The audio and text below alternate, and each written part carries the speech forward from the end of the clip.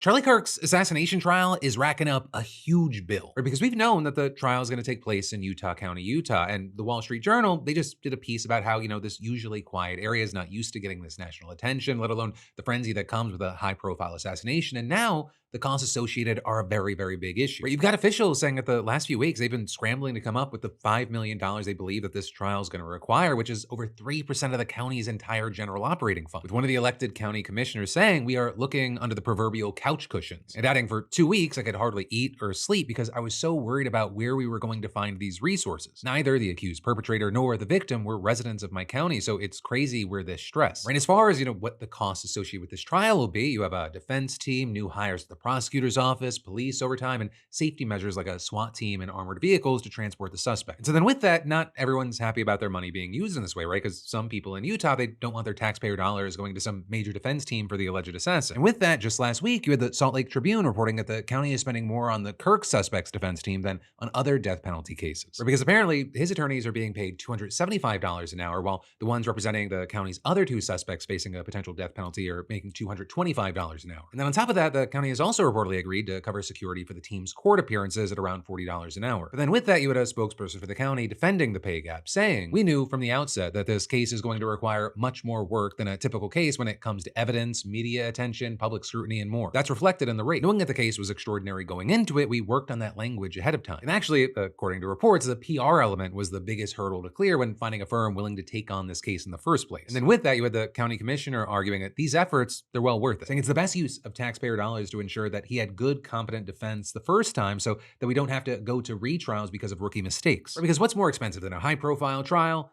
Two of them.